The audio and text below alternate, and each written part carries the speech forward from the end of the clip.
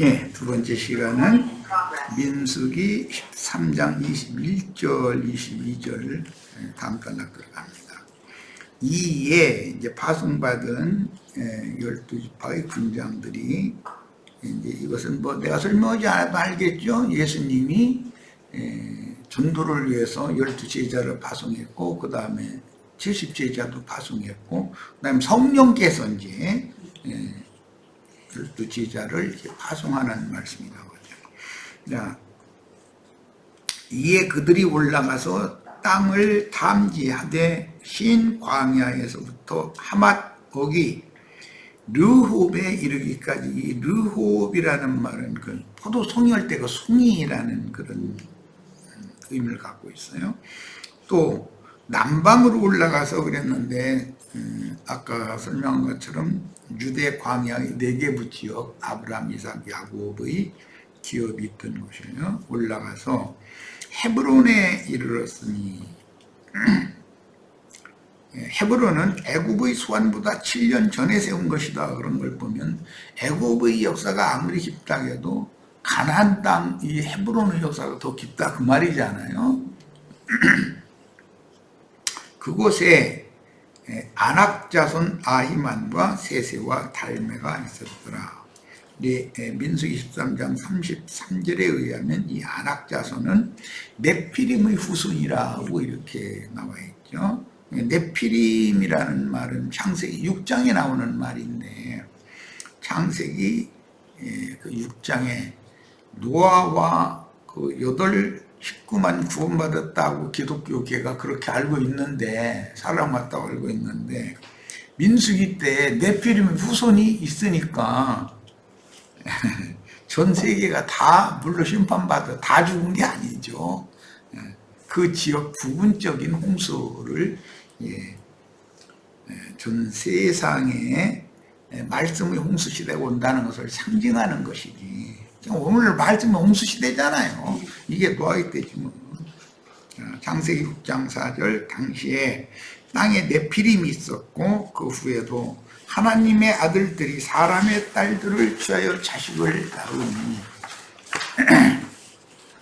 이것은 창세기에서 아담의 대필인 여자를 마귀가 뱀이 이게 취하여 거짓 교리를 심어가지고 카인의 길에 행하는 후손을 이렇게 퍼뜨리게 된 것에서부터 계속 이게 반복되는 이야기죠. 그들이 용사라 고대 유명한 사람들이었더라. 고대 유명한 사람들 용사 이런 이야기는 계시록 17장에서는 많은 물 위에 앉은 큰 7머리들이 희련이죠. 창세기 10장 8절로 10절 구스가 또 니므롯을 낳았으니 이 전에 라멕 이야기가 나오죠. 노아의 때. 그건 세상에 처음 영걸이라는 말은 영웅의 호골이라는 뜻으로서 이건 정복자라는 뜻이에요.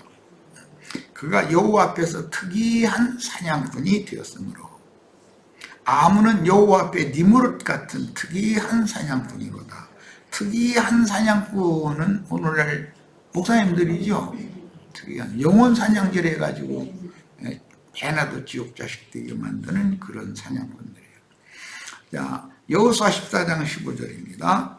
헤브론의 옛 이름은 기럇 아르바라. 아르바는 아낙 사람 가운데 이 헤브론이 애굽의 소안보다도 먼저 세워진 도읍이었다는 거예요. 그런데 그곳에 아낙 사람들이 점령했던 지역이 헤브론이었다라는 표현이죠.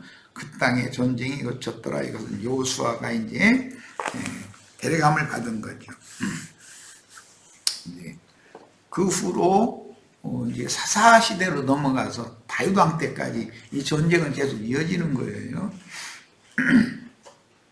전쟁이 끝나면 세상 끝이죠, 그것이.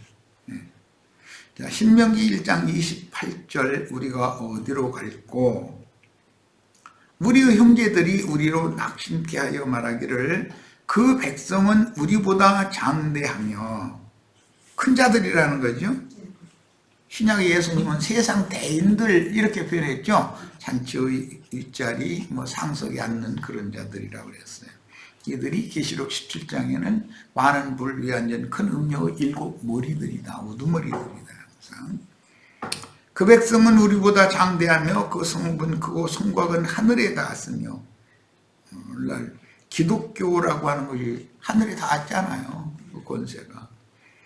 우리가 또 거기에서 안악자손을 보았노라. 이 안악자손은 민수기 13장 33절에 의하면 네피림의 후손이라고 되어 있다. 네피림은 창세기 6장 노아의 때 나오는 하나님의 아들들이 사람의 딸들을 취하여 자식을 낳았는데 이게 네피림들을 낳았다는 얘기죠. 네피림들이 싹 진멸 그 홍수로 다 죽은 것이 아니고 살아서 후손을 퍼뜨려서 여기까지 온 거잖아요, 지금. 그래서 성경 읽을 때는 그러니까 단편적으로만 읽으면 안 된다는 걸 알 수가 있는 거죠. 자, 안악자손은 네피림의 후손입니다. 하나님의 아들들인 영적 지도자들이 죄 있는 사람의 딸들을 세상의 영으로 가르쳐서 뱀이 거짓말로 하와를 더럽힌 거, 이런 것을 실현이죠. 예, 유대교 랍비들이 유대교인들을 더럽히는 거예요. 하나님의 아들들, 자칭 자신들이 하나님의 아들들이라고 그러잖아요. 그런데 사람의 딸들을 전부 자기 아내로 취해가지고 거기서 이제 후손을 낳으면 네피림이 나온다는 거죠. 바울 되었던 사울도 네피림이었었죠. 안악자손 중에 하나였었죠. 그들은 영적으로 올 때 세상 교회 위에 세워진 용의 사자들이며 소위 유명하다 하며 크다 하는 거짓 선지자들입니다. 여기도 인용한 성경구절을 다 찾아 읽으셔야 되겠어요. 그들은 큰 자들이며 어느 때든지 그 당시에 유명한 자들로서 그들이 세운 성은 큰 성 바벨론의 예표로서 세속화된 7 교회로 나타나는데, 가나안족이라는 것은 7 족속이라고 그러잖아요. 7 교단, 7 교파로 이렇게 해서 그래가지고 그들끼리 똘똘 뭉친 것이 가나안 백성, 이제 가나안 나라가 되는 거죠. 가나안 후손의 나라가 되는 거죠. 자, 그 성의 성곽은 하늘에 닿았다고 하셨으니 오늘날 세상 교회들인 기독교계의 교권이 얼마나 하늘을 찌를 듯 하는지를 보여준다. 이사야 14장에서 마귀가 자기 권세를 주장하기 위해서 지극히 높은 구름 위에 올라 지극히 높으신 자와 내가 비기리라 막 한다고 그랬는데, 그게 현실적으로 나타나는 것이 세상교회의 상태로 나타난다는 것이죠. 자, 이 말은 그들이 쌓아올린 종교 제국의 권세와 교만이 하늘에 다 가히 하나님과 견줄 지경이 되었다는 뜻이며, 사단의 사자인 짐승의 보좌가 하나님의 보좌에 견줄 만한 정도가 되었다는 뜻이다. 사실은 로마교 교황이나 무슨 큰 예배당 교단 총회장이나 뭐 당회장 목사 몇십만 명씩 건드리는 이런 사람들의 그 권세는 예수님의 권세와 오히려 더하면 더했지 못한다고 볼 수가 없죠. 자, 계시록 16장 10절로 11절. 또 5개 천사가 그 대접을 짐승의 왕좌에, 짐승의 보좌에 쏟으니 그 나라가 곧 어두워지며, 짐승도 짐승 나라가 있고 짐승 나라의 군주 자리가 짐승의 왕좌가 있다는 것이에요. 이것은 마태복음 아까 12장에서는 바알세불이 바알세불의 나라의 그 군주이고 권좌에 앉아 있는 거죠. 실제로는 마귀 나라다 이게. 사람들이 아파서 자기 혀를 깨물고 아픈 것과 좋은 기로 말미암아 하늘의 하나님을 비방하고 그들의 행위를 회개하지 아니하더라. 이들은 예수님이 오셔서 전도를 해도 덤비지 회개를 안 해요. 이 목사라는 사람들 구원받는 건 사실 쉽지 않은 거죠. 바다짐승과 손잡고 참 그리스도인들을 박해하는 기독교계의 지도자들은 그 몽학선생이라고 그러는데, 이제 초등교사들이라고 그러는데, 그들은 어린아이들을 가지고 울리고 웃기고 지멋대로 하는 그런 재능들이 다 있어가지고 그걸 맞들려가지고 굳어져 있기 때문에 젖먹이는 자들에게는 화가 있다, 이런 말씀을 했습니다. 좀 더 나아가는 진보적인 말씀을 가르치고 그런 말씀을 더 배우셔서 부분적인 진리에 꽉 잡혀있지 말고 그 중간에 어디가 함정인지를 다 찾아내서 그걸 다 메꾸고 평탄한 길을 만들어서 하나님의 영광 앞에 사람들을 이끌어가야 되지 않겠습니까? 이렇게 증거를 하면, 이렇게 증거하는 말 자체를 못 알아들어. 자신들이 지금 너무나 제일 확실한 복음을 가지고 있고 자기네들은 이제 사람들을 구원하는 충성된 종이라고 아주 확신을 가지고 있기 때문에 이 사람들 생각 바꾸기가 어렵죠.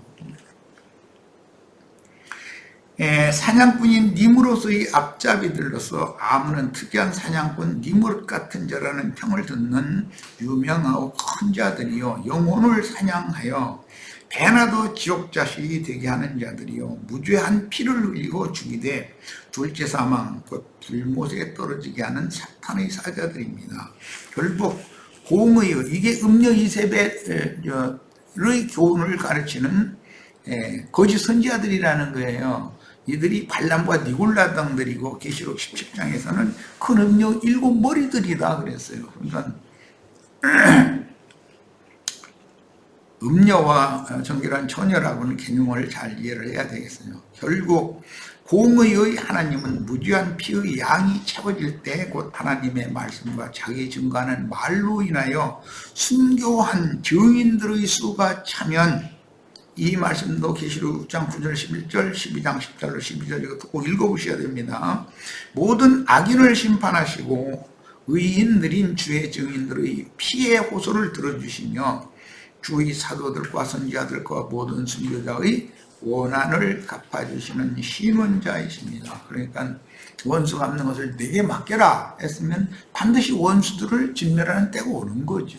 당연히 우리는 이런 진리를 밝히 깨달아야 하며 하나님의 경륜에 대하여 밝아져야만 공중의 권세를 잡은 악의 영들과 세상의 더러운 귀신들을 진리 말씀으로 능히 대적하고 진멸하여, 그러니까 우리가 싸우는 대적은 혈육이 아니죠. 그 사람을 지배하고 있는 공중권세 잡은 악의 영들과 세상의 영들이 그 속에서 지금 그렇게 표현을 하는 거잖아요. 그 사람을 통해서. 그러니까 실제는 그 사람 속에 들어있는 공중권세 잡은 악의 영들과 세상의 더러운 귀신들을 쫓아내줘야 된다. 악령들을 진멸시켜버리고. 자, 그래서 사람들을 지배하는 마귀와 그 사자들을 지옥 불못에 던져버리고, 하나님은 아브라함의 후손들을 위하여 하늘에 한 성을 준비하였을 뿐 아니라 마귀와 그 사자들을 위하여 영영이 꺼지지 않는 불못을 준비해 놓으셨다는 거예요. 하나님이 다 창조한 것이죠. 그게 하나님의 그 경륜을 이루기 위해서. 자, 이제 민수기 13장 23절로 25절 더 나갑니다. 또 에스골 골짜기에 이르러 거기서 포도 한 송이 달린 가지를 베어 둘이 막대기에 꿰어 매고 또 송이와 무화과를 취하니라. 이스라엘 자손이 거기서 포도송이를 벤 고로 그것을 에스골 골짜기라 했더라. 40일 동안의 땅을 담지하기를 마치고 돌아와 이랬어요.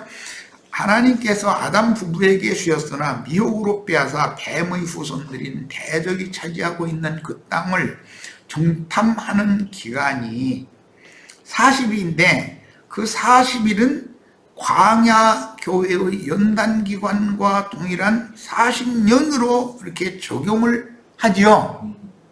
그러니까 이 말씀에 대해서는 이제 계시가 필요한 거예요. 이제 우리는 지금 적진을 잘 정탐을 해야 접전할 수가 있죠. 모든 나라의 군대는 수색대라는 것이 있어요. 그래서 우리나라 이제 휴전선 철책 너머로 가면 안 되지만 이쪽이든 저쪽이든 비밀 문이 있거든. 이제 거기로.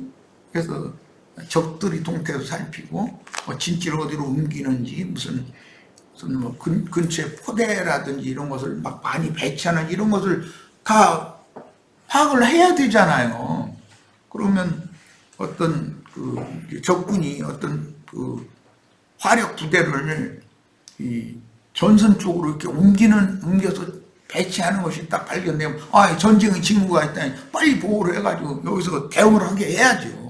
우리도 후방에 있는 모든 화력들을 전방으로 빨리 불러 올리고 이제 전쟁 준비를 하게 해야 되는 거죠. 자, 숫자 4는 온 땅, 땅끝, 온 땅의 사방, 모퉁이 등의 의미가 있으며 숫자 10은 최소 단위의 충만을 상징하는데 4와 10이 이것은 곱해진 것이죠. 그것은 40이 되죠. 이제 4와 10을 곱한 거예요. 이것은 육신이 끝날 때까지 고난받고 시험받는 기간 혹은 구속받은 사람의 육신의 성분이 완전히 제거될 때까지 마귀에게 시험을 받는 시련의 기간을 상징한다. 예수님이 요한의 신비를 받고 나서 40일 동안 성령에 끌려서 광야로 내몰려서 금식하면서 시험을 당했죠. 그리고 그 영으로 제자들에게 오신 주님이 또 제자들과 함께 40일 동안을 제자들에게 주님이 40일 시험을 거치고 나서 그 남은 생애 동안을 주님을 위해서 헌신을 했던 것처럼 제자들도 주님이 40일 동안 금식하며 시험하는 기간을 똑같이 그들을 경험을 해야 되잖아요. 그래야 이제는 제자들이라서 이제 증인으로 전도를 할 수가 있으니까, 전사로 쓰임을 받을 수가 있으니까 그런 이치를 생각해 보시라는 거예요. 자, 마태복음 4장, 누가복음 4장, 사도행전 1장이나 7장 이런 데 이 40일 시험 기간이 40년이 되는 원리를 성경 자체가 증거하고 있어. 읽어보셔야 됩니다. 마귀의 시험이 계속되는 이 기간은 곧 하나님 사람들의 금식 기간인데, 이 40일 금식이라는 것은 모세가 시내산에서 맨 먼저 했었던 40일이죠. 그게 40일 금식 기간을 무사히 이기고 끝내면 반드시 하늘의 빛이 임하여 어둠과 사망을 물리치는 치료의 역사가 있게 마련이요. 모세가 40일 금식 기도를 하고 나서 말씀이 임하잖아요. 사망 권세를 삼키고 이기는 생명의 역사가 있게 마련입니다. 말하자면 40일 동안의 금식 기간은 새 생명을 얻기 위한 준비 기간이요. 새 생명을 잉태하기 위하여 시험받고 수고하는 최소한의 기간입니다. 어둠과 사망으로 충만한 그 땅의, 그 약속의 땅에 주님의 생명을 분배하여 새 생명의 역사를 일으키기 위해서는 최소한 40일 동안 이스라엘의 두령들이 이제 정탐을 하는 걸로 이제 예시가 되었는데, 잉태하는 수고를 해야 된다. 문제는 그 땅에 생명의 역사를 일으키는 시와 그 시를 맡은 농부, 이 이스라엘의 정탐꾼들이죠. 말하자면 씨 뿌리는 자들로 선택받은 이스라엘의 대표자들이 참된 금식을 함으로 먼저 마귀의 시험을 이기는 여부에 따라 그 땅에서 어둠과 사망을 물리치고 새 생명의 역사가 일어날지의 여부가 결정이 됩니다. 그러니까 하나님의 사자로 쓰임받기 위해서는 40일의 금식 기간으로 상징되어진 이스라엘이 이제 단체적으로 적용된 40년 동안 광야 생활, 연단 맞는 생활을 해야 된다는 거예요. 그런데 대표적으로 이스라엘 그 군장들이 먼저 40일 금식 기간을 가져야 된다는 것이죠. 그런데 그들은 이제 첫 번째 이제 회중을 하게 된 것은 그들이 금식이 실패했기 때문이다라는 거예요.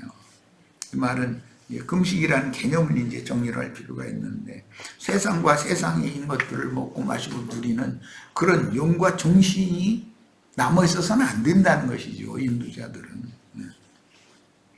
만약에 이스라엘의 두령들이 보기에 우리는 약하고 원수들은 강함으로 원수들에게 삼켜질 것이라고 믿어지고 그 땅과 그 땅을 불법적으로 차지한 원수들의 기에 눌려서 가나안 7 족속들이 그게 저희 땅이라고 우기는데 그게 사실은 그렇지 않다는 거죠.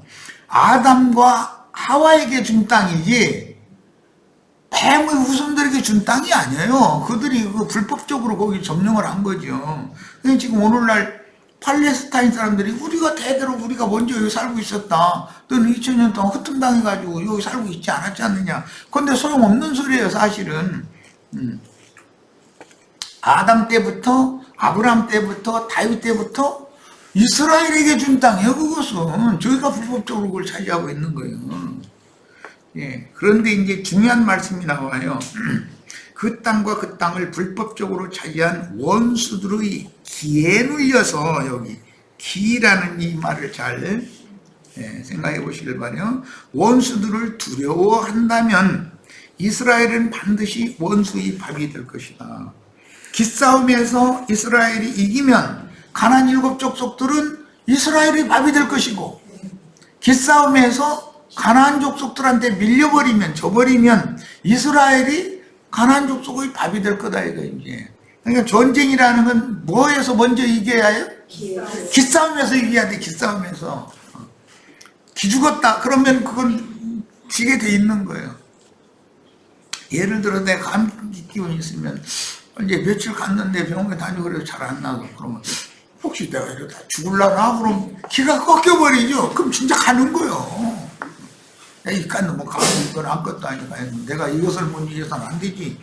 하고 이제 막 그 기싸움에서 이기면 병마가 굴복하게 돼 있는 것이거든. 기싸움이랑 이렇게 중요한 거예요. 자, 그러나 반대로 강한 영과 담대한 마음, 이제 강한, 너 신명을 강하게 하고 마음을 담대히 해라. 이게 이제 기싸움을, 이제 기를 올려주는, 기를 세워주는 얘기인데, 그 마음의 기가 원수들의 기보다 강하여 원수들을 우리가 능히 밥으로 삼킬 수 있다고 믿어진다면 이스라엘은 가나안 7 족속을 밥으로 삼키고 반드시 이길 것이니, 전쟁은 반드시 먼저 기싸움에서 이겨야 된다. 기싸움에서 지면 빼앗게 돼 있는 거예요. 기싸움에서 지면 도망갈 궁리만 하거든.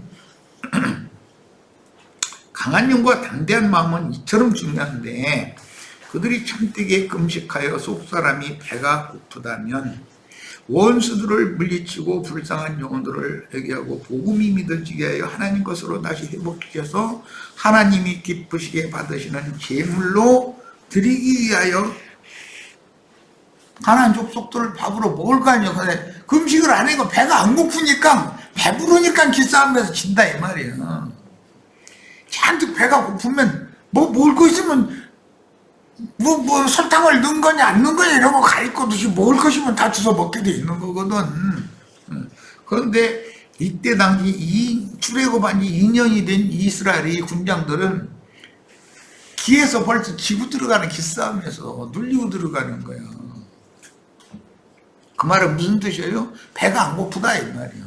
자, 전도가 왜 안 돼요? 내가 이제 더 이상 저 얘기하면 우리 지체들 저 형님 전도하라고 그러면 나 그냥 숨고 싶어 이러실 감독님과 내가 말을 했는데, 배가 덜 고파서 그래. 워낙에 배가 고프면 어디 먹을 것 없나 해서 그냥 눈에 뵈면 다 잡아먹게 돼 있어. 다 심령을 강하게 하고 마음을 담대하게 해가지고 우선 이 시간에 길을 좀 세우세요. 길을 바짝 날 세우셔야 돼요.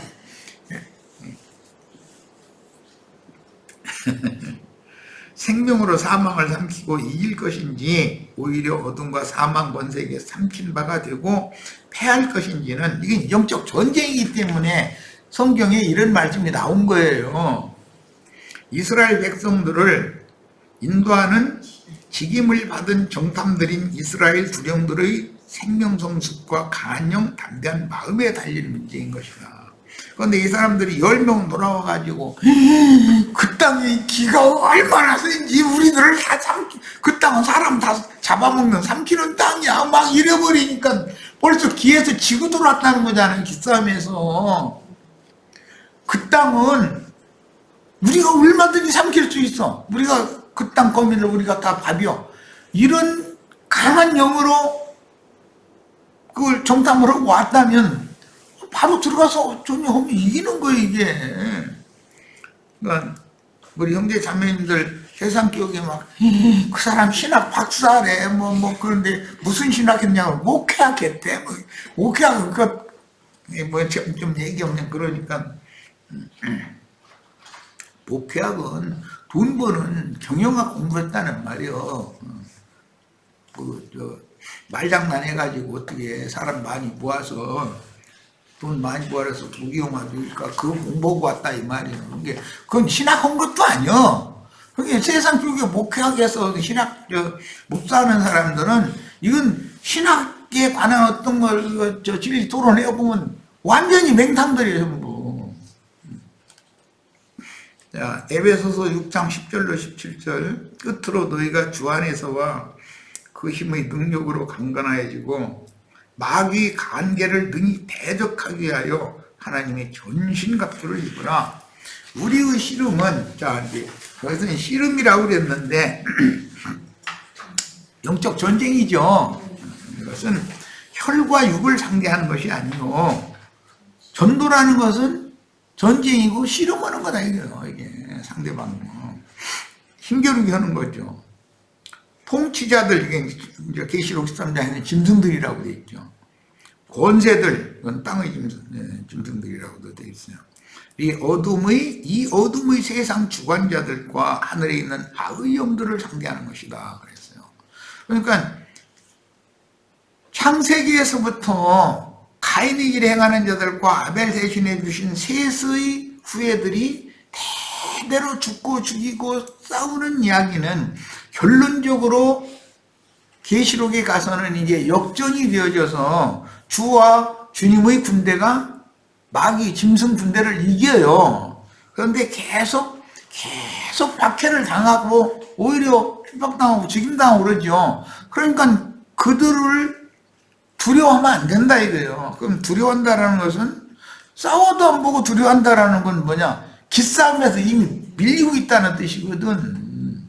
오늘 우리 형제 자매님들 오늘 참 많이 참여했네. 모두 길을 바짝 이렇게 올리시고 세우세요. 길을 세우세요. 목사들 다 이빨 빠진 호랭이요. 종이 호랭이요. 조금만 깊이 있게 두 번, 세 단계만 딱 들어가면 손들어 사람들은 아는 것이 없어. 사람들은 실제로는 괜히 권위 주장만 하려고 그러지. 그 다음에 그러므로 하나님의 전신갑주를 취하라. 이는 악한 날에라는 건 이제 짐승떼를 염두에 두는 표현이고 너희가 능히 대적하고 모든 일을 행한 후에 서기 함이라. 이 모든 일을 행한다는 것은 짐승을 대적해서 이기는 걸 말하는 거예요. 그런즉 서서 진리로 너희 허리띠를 띠고 의의 호심경을 붙이고 평안의 복음이 준비한 것으로 신을 신고 모든 것 위에 믿음의 방패를 가지고 이로써 능히 악한 자의 모든 불화살을 소멸하고 구원의 두구와 성령의 검 곧 하나님의 말씀을 가지라. 계시록 19장에도 하나님의 말씀으로 싸워서 이기잖아요. 자, 골로새서 2장 9절로 15절 그 안에는 그리스도 안에는 그 말이에요. 신성의 모든 충만이 육체로 거하시고 너희도 그 안에서 충만하여졌으니 그는 모든 통치자와 권세의 머리라. 이 모든 통치자와 권세라는 것은 계시록 13장에 나온 짐승들이잖아요. 바다 짐승, 땅의 짐승. 또 그 안에서 너희가 손으로 하지 아니한 할례를 받았으니 곧 육의 몸을 벗는 것이요 그리스도의 할례니라. 너희가 세례로 그리스도와 함께 장사되고 또 죽은 자들 가운데서 그를 일으키신 하나님의 역사를 믿음으로 말미암아 그 안에서 함께 일으키심을 받았느니라. 또 범죄와 육체의 무할례로 죽었던 너희를 하나님이 그와 함께 살리시고 우리의 모든 죄들을 사하시고 우리를 거스르고 불리하게 하는 법조문으로 쓴 증서를 지우시고 제하여 버리사 십자가에 못 박으시고 통치자들과 권세들을 무력화했다. 이것은 힘센 자가 와서 더 힘센 자가 와서 힘센 자의 그 모든 것을 다 결박해버리니까 무력화시켰다. 예. 포로로 사로잡은 상태잖아요. 예. 전쟁하다 지면 패잔병 되면 적군에게 포로 잡히면 맨 먼저 하는 거예요. 뭐 허리띠 풀으라고 그러고 총 뺏어가는 거잖아요. 그럼 대학을 못 오게 만드는 거예요. 허리띠를 풀어서 바지가랑이 반쯤 내려오게 만들어오면 달려갈 수나 있어요. 이런 거? 그리고 손은 뒤로 해고서는 오라지로 딱딱 묶고서는 가라고 이렇게 꼼짝달싹 못하는 거지 뭐. 그건 죽은 목숨이지 그게 뭐야. 가나안 땅을 정복하는 싸움은 혈과 육에 대한 싸움이 아니고 짐승 인간들의 육적 자아를 지배하는 공중권세를 잡은 악의 영들에 대항하는 영적 전쟁을 상징하므로 영적 생명이 얼마나 장성하였으며 강하고 담대한가의 여부에 달린 것이지 군사의 수가 많고 적음에 달린 것이 아니다. 이게 기싸움에서 지면 숫자가 아무리 많아도 지게 돼 있다 이거예요. 하늘의 두 군대인 참 빛의 사자들과 참 빛으로 가장한 거짓 빛의 사자들이 벌이는 진리적 영적 전쟁의 원리는 이스라엘 군대의 사령관이 강하고 병사들이 강한, 이게 오타가 나왔네.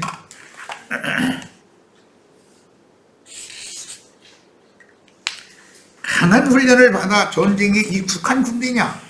대적의 군대 사령관이 이제 막인데 강하고 적병이 오히려 더 강한 훈련을 받아 전쟁에 익숙하냐의 여부. 자, 누가 강하냐는 건 우선은 기가 강해야 돼. 우선은 그냥 육신적인 힘만 강하다고 전쟁을 이기는 거 아니다. 기가 강해야 된다. 심령이 강하고 마음이 담대해야 된다. 이게 제일 중요한 문제예요.